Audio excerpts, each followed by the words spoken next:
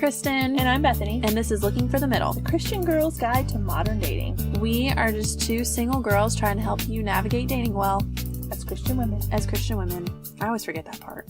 It's the most important part, Kristen. I know, I'm very sorry. You should be. Okay, question of the day. We still, if you couldn't tell, figured out this awkward transition between the opening and the question of the day. We're working on it. If y'all have ideas, let us know.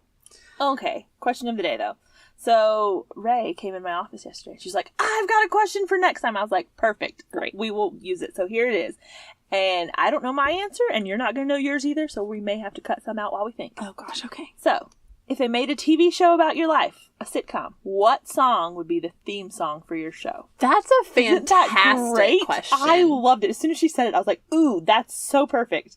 And I was like, we're going to have to cut out 20 minutes of audio while we go, we think. I don't know. Pull up my Spotify. Hold on. Oh, that's a good idea. I'll pull up mine too.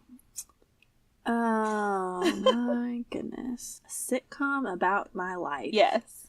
What would be the theme song? Gosh, that's such a good question.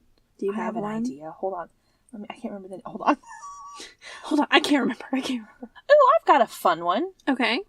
It's not necessarily like autobiographical or anything. Okay. But it's a fun, good sitcom, peppy song. Okay. It's a little sassy. Okay. And I like it. Okay. Love Me Like You Mean It by Kelsey Ballerini. That's a great Isn't that a fun song? Oh, yes. So it has to be a sitcom. It has to be like a funny show. It's like a sitcom opening. Okay. What would you... Oh, mine are like sappy. Like, your sitcom can be sappy. Maybe it could be an ironic theme song. Me by Taylor Swift. Love it. Something by Taylor Swift. It would have to be. Yeah. I feel like 22 would be yours. Oh, that's like, so honestly, true. I feel like that would be the one that you would go with. 22 by Taylor Swift. Hands down. So we've got Kelsey Ballerini and Taylor Swift. Yes. Oh my gosh. What a great question, Ray. I loved it. We need to loop her in and be like, hey, you got any more questions? Yeah, seriously. That was way better than any of the ones we come up with. I'm starting to really struggle coming up with these. I know. Okay. All right, make a transition to our topic because you're so good at this. Well, that's why I said don't think too long about it because you don't want to be too picky. It's just a fun song. You don't have to get super nitpicky about it. So, killed it. We're talking today about can you be too picky? Not with songs, but with boys. So, answer that at face value. Can you be too picky, Kristen? Yes. Do you really think that? Yes, I do. Okay. My instinct, I told Bethany when we were planning for this episode, was to say no. But I know deep down that yes, you can be too picky. Yes. I have been accused of being too picky. Me before. too. So got my hand raised over here. I do, and we will talk about that later in the episode about the difference between having high standards and being too picky. Because there is a difference. There is a big difference. And we've talked in several of our episodes in depth about the difference. But yes. I think the point we'll touch on it. Yeah, we're going to touch on it here. Yeah. At the very end. But first, let's kind of talk about some of the things you can... The common pitfalls. Yes. Like the things you can easily fall into being really picky about that aren't necessarily standards to have. Yes. Per se. I think most girls would agree that the thing that we're a lot of times too picky on is the way that a guy looks. Yep. I know I've been guilty of this. Yeah. Yep. But don't let an initial lack of attraction keep you from getting to know someone. No. If that's the only thing, now you don't have to date someone for 6 months and you're like, I can't stand the sight of you, but you're really nice, so I've got to keep going. That is not what we're saying. I give it more time than Kristen does, but if that's the only thing, don't let an initial lack of attraction keep you from getting to know someone. No. Initial is very quick though, but yeah. I would say especially online with this, wouldn't you? I totally would, because we all know it. We all look different in pictures than we do in person. Yes. I mean, there are some pictures that are a pretty good representation of what you actually look like, but there are other pictures that doesn't even look like me. Right. So you're like, do I really look like that? That's more me. That's probably please tell me that's not what I look like in real life. Yes. So I think that you need to give that other person the same benefit of the doubt. And if you're talking with somebody online or on a dating app or whatever, I think you at least meet them in person once before you make that judgment. Yeah. Well, I was telling someone the other day, so much of attraction is someone's facial expressions and their little quirks and the way they carry themselves and their voice. So especially if you haven't talked to someone online, on the phone at least do that. And I don't know if it's this way for guys. I don't know if they put as much stock into what our voices sound like. I don't think they I've do. never had a guy say to me, You've got a great voice. No. But I've told several guys that. The way a guy sounds, I don't know why it's a big thing. I've talked to guys and I'll come home or I'll be on the phone and first thing Kristen or Mel or whoever asks is, what did his voice sound like? That's the first thing that gets asked. So we know that's a big deal. I'm not going to belabor that anymore. We've talked about it enough. But point being, especially if you've never talked to him on the phone, if it's an online situation, at least do that. But I would say, at least meet in person once. Yes. My one thing, and this may be specific to me, so if Bethany doesn't agree with me, that's totally fine. But I'm not saying that if you see a picture of somebody and you're not attracted even to their picture at all, I'm not saying you gotta force that. There's gotta be something about the way they look that you're like, okay, maybe. I can... there's gotta be a little bit of something that you're like, okay, they're not totally unattractive to me. I'm not saying if you see a guy that you're just like, oh, he's not cute at all, that you just have to force it. No. But I think if you're on the fence about whether or not someone he has a really great character, it would seem, then I one guy reached out to me on an app one time, and his face was covered in tattoos. Yeah, no. Nope. I'm not gonna force that. But just keep character in its right position. Ultimately, it is more important than someone's looks. Looks will fade, looks will change, looks will not always be the same. And so if the character's there, there's you can have an attraction, then you can build on that. But, again, Kristen gives me a hard time because I will give it longer than she does. But, so, what are your real life now? Okay. You're talking to someone, he's at church, wherever, I don't know. You go out, and you're like, okay, yeah, sure, let's go grab coffee and get to know each other. How long do you give it? If I'm not attracted to him after the first date, I'm not going to go on a second one. Okay. That's my rule. I will give it a second one. Because first dates are nerve-wracking. Someone's not totally themselves. But if I'm really like, okay, I think there could be something, maybe, I'll give it a second date, but not past that. So we are not saying you have to date someone for 2 or 3 months and be like, ugh, I don't like looking at this person. No. And I think a lot of times in church circles, saying that, people are like, well, that's not the most important thing. And it's not. But I think to say, well, character is what matters, and say, well, you don't have to be attracted to the person, it's just not true. And that puts people in an awkward position, and it's just not true. No. You should be attracted to the person that you're going out with. Well, and just to get real with y'all here for a minute, think about the difference between the relationship you have with someone you're with versus your friends. Okay? You're not going to kiss your friends. You're not going to have any sort of physical affection to the level that you are with somebody you're with. That's a differentiating factor here.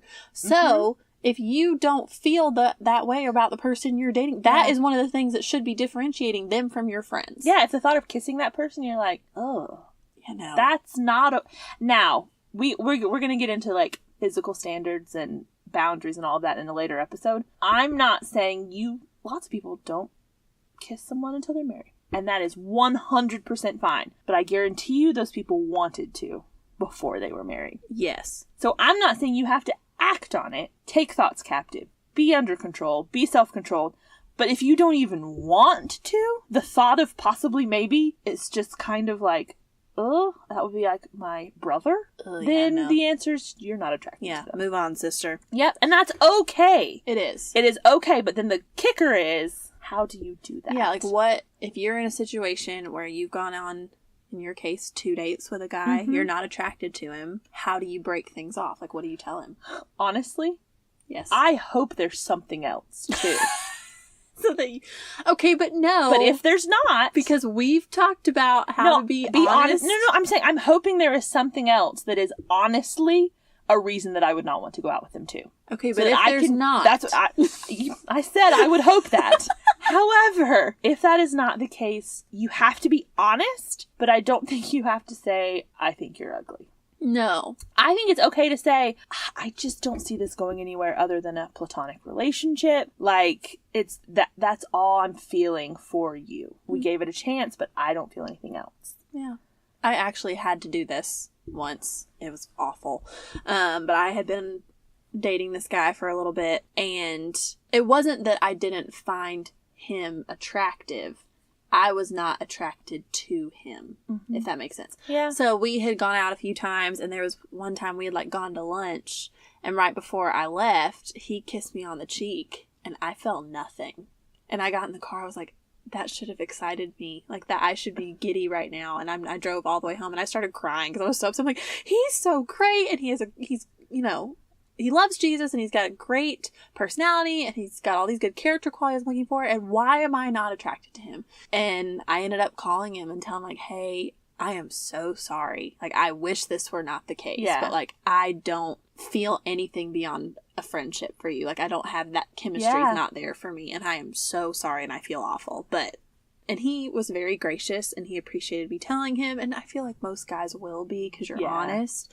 Yeah. But I'm not saying it's an easy conversation. An easy conversation, but like we say around here, hard is not the same thing as bad. So just because it's a hard conversation doesn't mean you shouldn't do it. Hard conversations need to be had. Agreed. Totally agree. Okay, so the second thing, and this is kind of in the same vein, but not really. So we talked about looks. The second thing I would say when you're talking about am I being too picky is don't get hung up on your quote-unquote type. And that could be not just type from a look standpoint, but also personality. Interests and, I think you need to be super careful with this because you might miss out on a really great guy because he's not what you daydreamed about in 10th grade English class when you were bored. Like, girls especially, I think, grow up with this ideal of, oh, well, I'm like this, so I want him to be like this, and I'm more introverted, so I want him to be the life of the party, and I'm this way, and I want him to be that way. And that's valid. I think you want to compliment. I think that's a good thing when you compliment each other's strengths and weaknesses. But that's kind of like when I want this, and I want this, and I want this. That's kind of like, not kind of, it's a selfish way to think about it. But in our culture, that's what's, it's all you hear. What do you want? What will be good for you? What will make you the best person you can be? When the thought needs to be, how can I help this other person? How can I be good for them? So yeah, I mean, that mentality of, daydreaming about this guy in 10th grade, it's not fair to anyone. You'll never be satisfied, for sure, because no one will ever live up to that. No, he will never be enough as long as you have that mentality, and you'll both end up getting frustrated because you'll have this expectation that he's not meeting, and he will get frustrated because he knows he's not meeting your expectation. And that he can't. Yeah. It's not something that he can fix. And I mean, we're joking about, high school. But in all seriousness, what else do you hold on to from high school as something that's like the best for you now? Like something that you dreamed up in high school that this is what's still best for me. There's nothing. No. You see the immaturity in that when in so many other areas. So why hold on to this as something that, 16-year-old you knows that is best for you? Yeah, I totally agree. For me personally, I kind of grew up with this mentality of, okay, whoever I'm going to end up with needs to be very opposite of me because that's how my parents are. And that's how a lot of relationships I've seen are, where they're just totally different.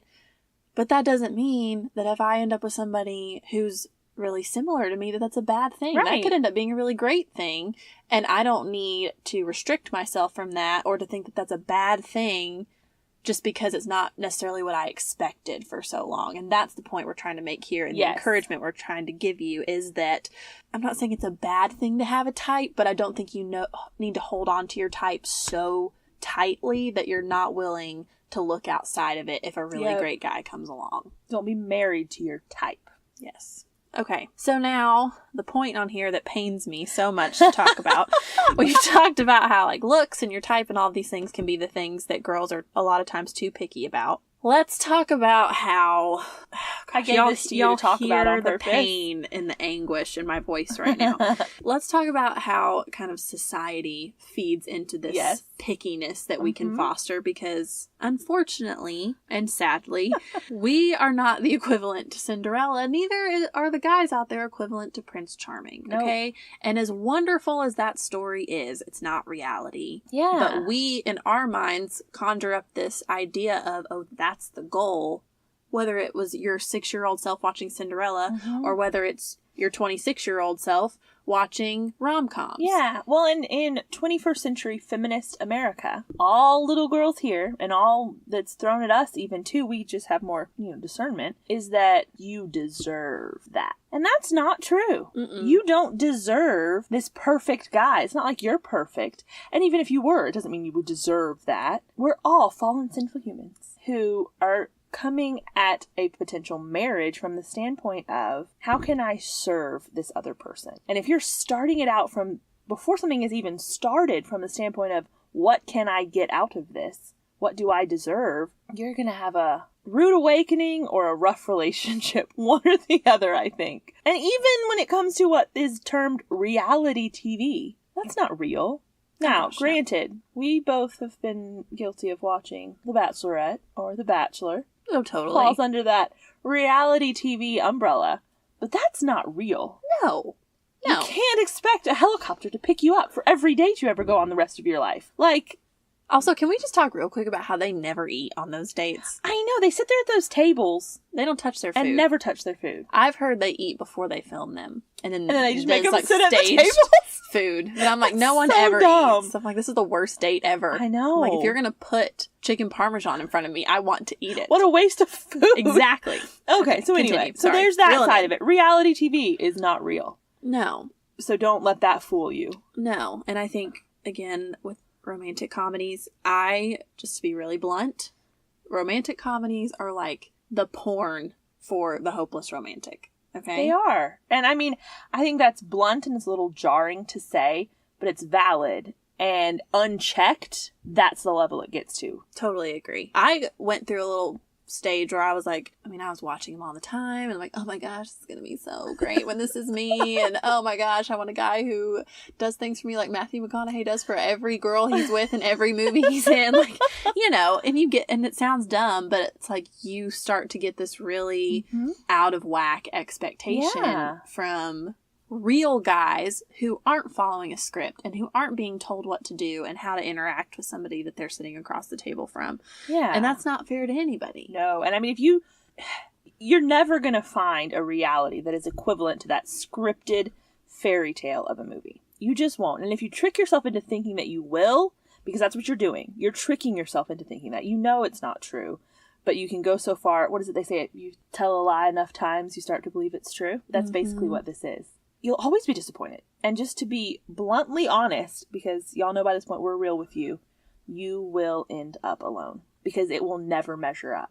No. And you'll always think, oh, that guy's out there somewhere. Or maybe the next guy. But it's not. You will end up alone if that's what you're looking for. Because you're basically building up a barrier around yourself that you're expecting the perfect guy to be able to scale, and he can't. You're expecting him to climb this wall of your expectations that is insurmountable. It is. It's impossible. Now, are we saying you can never watch chick flick again? No. Heck no, okay? That would just be awful for me to tell you that. But I think you've got to keep your mindset and your expectations in a healthy place if you're going to watch those movies. And if it's something you really struggle with, maybe you shouldn't. Yeah. We're not making a blanket statement that no one ever should. But I'm not going to say that it's okay for everyone all the time either. No, and it may just be for a season where you're like, you know what? Hey, I am only going to watch Captain Marvel movies. Captain Marvel. Even know what you're talking about. I don't even know what I'm talking about. That's not even a thing. Superhero movies and horror movies. History movies, like historical ones. I will say this too. The resident nerd would say historical movies. You know what?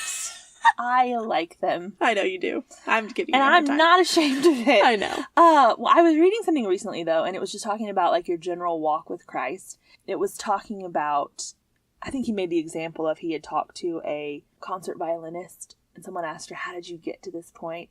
And her answer was planned neglect. And the way that she developed that talent was planning to neglect other things. And he equated it to your walk with Christ in that if you are pursuing Christ, and that is the most important thing to you, then there will have to be planned neglect of other things in your life. So if pursuing Christ is the most important thing to you, and you know this is a major stumbling point for you in that, then you need to plan ahead to neglect those things for now, forever, whatever it takes. Because pursuing Christ is the most important thing to you. I love that. That's a great It was really, I think it applies to a lot of things. It made me stop and think for sure. Yeah. Okay, so we've said this a lot. Okay, let's get real. Yeah. We've said that a lot this episode. As if we're not already. Where the rubber meets the road with this. We don't ever want you guys to think we're perfect. And we don't struggle with these things because we do. So we're going to bare our souls a little in our pickiness and how we have kind of fallen into some of these like rom-com things, and maybe some of these are ones you struggle with and you don't realize it, or maybe you can relate to some of these. My biggest thing is that I plan conversations in my head, which sounds dumb saying out loud, but don't tell me nobody else does this. Oh, I totally do this too. You know, it's like, okay, we need to talk about this. And so I'm like, okay, well, I'll say this, da-da-da-da. And then he'll say this, and then I'll say this. And this is, like, I've got, before long, we've had this 20-minute conversation, and I know exactly how it's going to go. And then when it comes down to actually having that conversation, he's not going to say all of those things that you imagined in your head. You can't, it's almost like you're holding his words hostage. Like you're wanting a ransom for these words that you're expecting him to say almost. And if he does that, then it will be okay. If he says exactly what you're expecting him to. And it's like we talked about in another episode. And I wholeheartedly believe this. He cannot read your mind, and you can't expect him to. But I can tend to, this is not something that's like everyday occurrence. But there are times where I'm realizing that I can equate his care for me, or how well he knows me, to how well he fits into this conversation that I created in my head. And that is not okay. No. And so that's something that I work on. I have to stop myself and say, nope, we're not having this conversation in my head. We're going to have it in real life. And be okay with that. Yeah. I think that's good that you're aware of that. And that regardless of what it is that you kind of hold on to about standards that society or culture or rom-coms or whatever it is giving you, I think the sooner you can identify it and then make a plan to try to counteract it, the better off you're going to be. Yep. So I think that it's good that you kind of put that into place. You. You're welcome. For me, one of the things that I have kind of latched onto is how people meet in the meet cute, if you will. I love those. And so I have these super, elaborate scenarios in my head of, when they like walk in and he sees her from across the room and they lock eyes and it's all history from there. They know it's going to be together forever. Like this just moment of, oh my gosh. And, he knows every flirty line in the book to say and, she wittingly responds. And is that a word? Wittingly? Unwittingly means like you don't know what's going on. Okay, well. Wittingly means... My English is not on top. Wittily? Like witty? Game. She's witty? I don't even know what I'm trying to say. Well, she knows exactly you what on to that say before you get in this. Yeah, really. She knows exactly what to say. So, I think for me, that's my favorite part of a rom-com. When he sees her? Yeah. How are they going to meet and how are they going to get, that very beginning scene of their relationship. Yep. So, that's where I kind of elevate that too much sometimes. Yeah. I honestly think too, and I'm hoping I'm not the only person who thinks this, but I think that is what deterred me from online dating for a really long time because I didn't want that to be how I met somebody. Really? Which is a dumb thing to say, I realize. But I have talked to other people who like, I want to meet somebody naturally and organically and whatever. And I'm gonna laugh if you meet your husband online. Yeah. Yeah, I'll laugh. So I know we kind of touched on it before, but I think we all, like we talked about it in another episode, we mentioned it just now, but every girl out there expects a guy to some degree to read her mind at some level. I do this. I just want to know, like, I expect him to just know what I need him to say or do right when I need it. Because what I'm really thinking in my head is, well, if I was in this situation, here's what I would say. And obviously what I think and say is the way to do things. Right. So I just expect him to do the same thing, and when he doesn't, I'm like, oh, we must not be meant for each other, which is so dumb.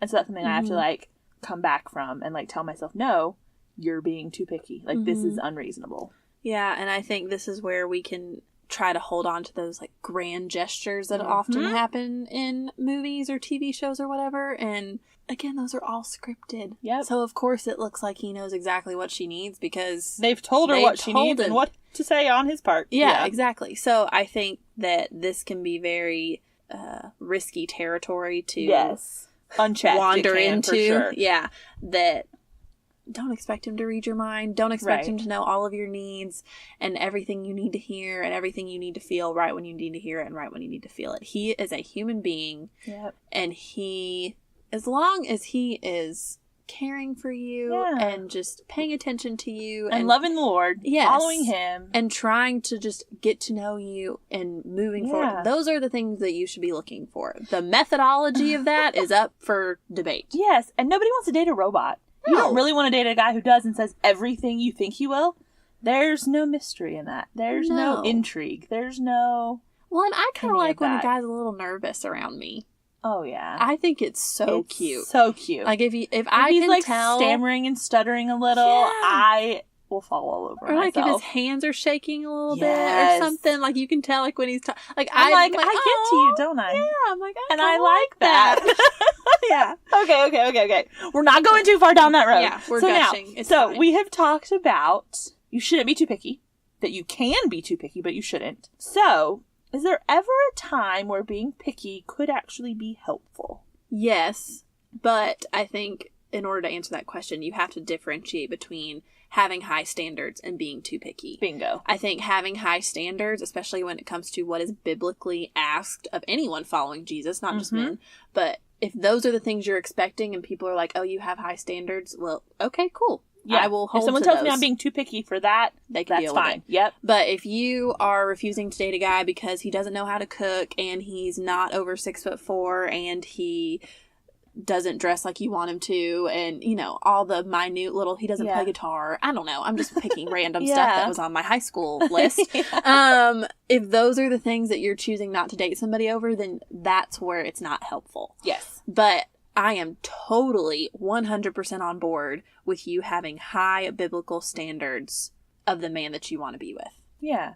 And I mean, really, just thinking about that at its core, if you're taking all those things that God requires of someone, and then you're adding all these other things that are really your preferences on top of that, but you're looking at them as being equal, really that is you saying that the requirements of a biblical man are not enough. You know better than God, and you're going to add to them what is required. And so that is you not trusting the Lord, you know, and you're thinking you know yourself better than he does. I know what I need better than God does. And, you know, the Bible says your heart is desperately wicked. Who can know it? You don't know yourself. God knows you so much better than you do. And he knows what's best for you. He's put it in the Bible. And if you add to that, that's where you're going to go wrong. That is too picky. Holding to those things is not. I totally agree. And so I think as long as you're differentiating and you're really, and this is where it's important to have friends and people that are older than you speaking into your life and helping you kind of navigate this, because you can tell them, okay, like this is what I'm looking for.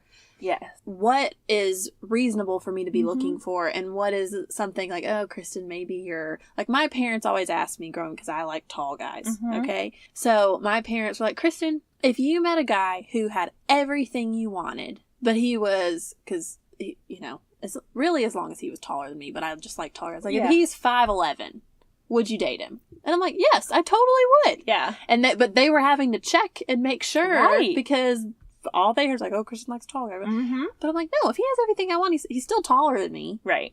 Who cares? Yeah, you just have to keep in mind that those things that are biblically required of people, of men, of really anyone who's following Christ, they will manifest themselves practically in a lot of different ways. So be open to that. Just because it doesn't look like what you always imagined doesn't mean it's wrong. That's good. And he's not going to be everything you always imagined in every way. And I'm telling you right now, you wouldn't like it if he was. Because that's boring. Yeah. And that's what we'll leave you with. Yes. Bethany closing again for us just so well. Oh, goodness. So we hope this has been helpful and encouraging for y'all. I definitely needed to be reminded of this because a good refresher. I struggle with this sometimes. So, thanks for all your wisdom. Oh, no problem. You're just the best. Oh, stop. So we'll be back on Friday with another Couch Cast. Yep. But until then, I'm Kristen. And I'm Bethany. And this is Looking for the Middle.